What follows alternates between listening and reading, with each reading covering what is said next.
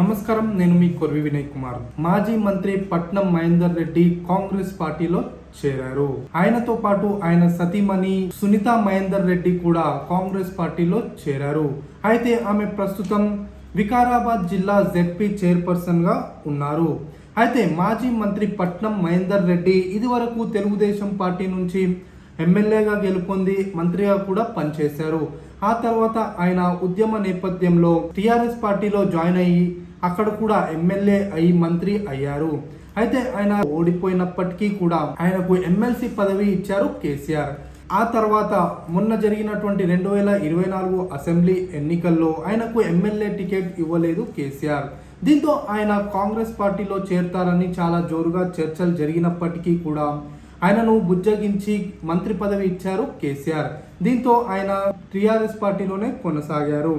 అయితే ప్రస్తుతం కాంగ్రెస్ ప్రభుత్వం ఏర్పడడంతో ఆయన కాంగ్రెస్ పార్టీలో చేరారు.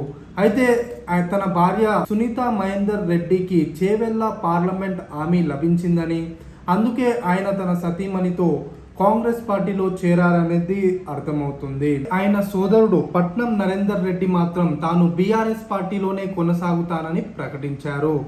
అయితే ప్రస్తుతం బీఆర్ఎస్ పార్టీ నుంచి సిట్టింగ్ ఎంపీగా ఉన్నారు రంజిత్ రెడ్డి.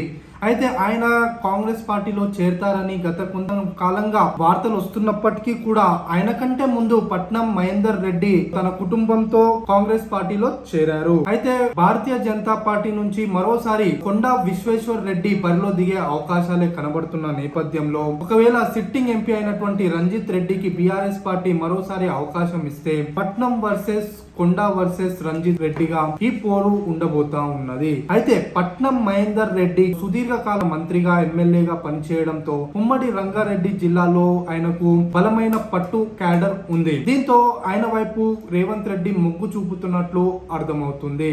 అయితే ఆయన ప్రస్తుతం ఎమ్మెల్సీగా కొనసాగుతున్న నేపథ్యంలో చేవెళ్ళ ఎంపీగా తాను పోటీ చేస్తారా, లేదంటే ఆయన భార్య ప్రస్తుతం జెడ్పీ చైర్పర్సన్ గా ఉన్నటువంటి సునీత మహేందర్ రెడ్డి పోటీ చేస్తారా అనేది వేచి చూడాలి. ధన్యవాదాలు.